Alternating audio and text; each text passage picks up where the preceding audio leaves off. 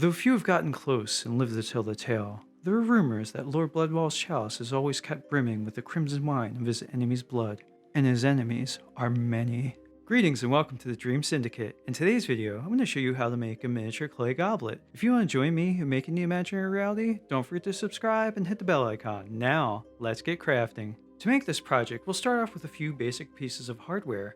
I'm using a long screw, washer, a couple of nuts, and later we'll use tiny rhinestones, beads, and some other craft supplies. You can find the supplies I'm using in the description and pinned comment. We already have the washer on the screw, and then we'll take a nut and thread it down to the washer. This will form the stem and base of the chalice. We'll leave a little space as we need room to apply a few dabs of resin epoxy to the washer. You want to use this stuff with good ventilation, and gloves aren't a bad idea when you're handling epoxy so closely. Resin is one of the many artist materials that's toxic. Obviously, I'm being a bad role model here. And we'll screw on a nut that's going to give us a base for the goblet's cup part. Then we'll kind of fill in the gap with a resin epoxy and use a bit on the opposite side. Now we'll take a flat circle of clay, put that under the base, and then work some clay over top of that, blending the pieces together. Looking at a diagram of a wine glass, I actually learned that that part is called the foot. Next, we'll cover the stem and start to rough in the bowl shape. Continuing with our wine glass terminology, it's literally called the bowl. You'd think that wine glasses would have fancier names for things.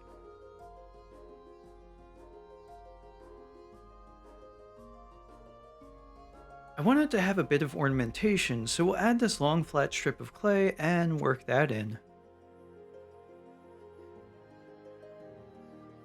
Here we'll give a bit more weight to the bottom of the goblet. I'm kind of going back and forth on the proportions a bit. You want the foot of the goblet to be large and heavy enough to keep it upright, but it'd also look weird to have a really big base and have a teeny little bowl shape on top. When making this, I found the large ball styles pretty helpful in hollowing out the inside of the form, and just pressing the top of it gave me a really nice flat shape across the rim of it. We'll go in and hollow the underside of the stem just a bit, which is spreading the clay wider as we do so. Then we'll work at refining the shape with our fingers, trying to get it to be fairly round. Let's give this chalice some character. We'll give it some striation with a clay tool. And take a little ball stylus and reinforce some of those lines on the outside of the bowl, along the stem, and the foot. Now we'll add a collar shape below the bowl to mimic the other piece we have at the bottom of the stem. We'll blend it in. I decided to give it a braided look. And we'll put in little indentations where we'll place our rhinestones later. If you use techniques you learned from any of my videos, I'd be happy to take a look. You can tag me wherever you're posting to. You can find my links below in the description and pinned comment. We'll pretty much do the same thing to the bottom collar. Here we'll reinforce some of that striated texture. I feel like it adds a sort of gothic quality. Like it makes the chalice look like it would fit into a vampire movie scene.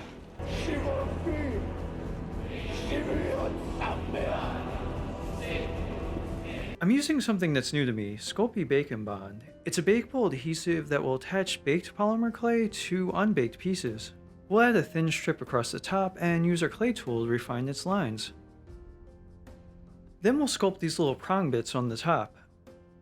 I added these because I thought they looked cool and echo the shape of Lord Bloodwall's crown. And spent some time cleaning up the seams on the inside and outside. Next we'll take our clay tool and carve in some lines about midway between each prong.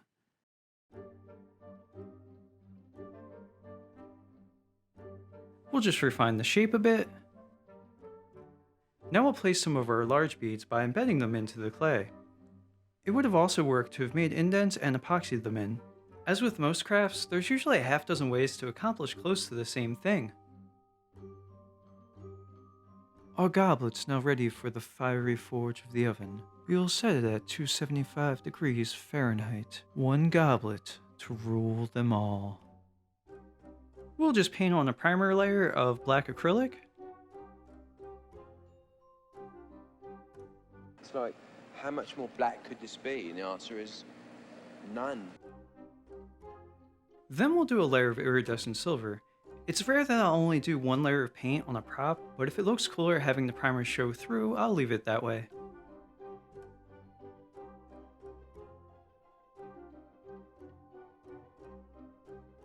And we'll make this look aged and call attention to some of the details by doing an ink wash with this transparent raw umber.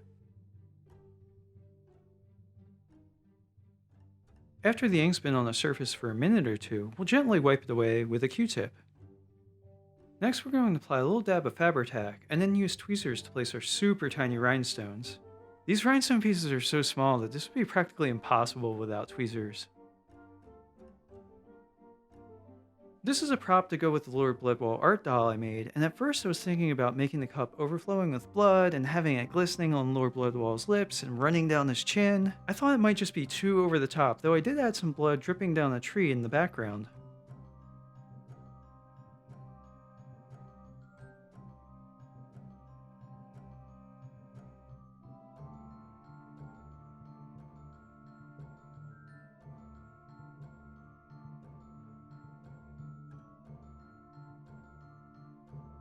And here's what our steel goblet looks like when it's all done.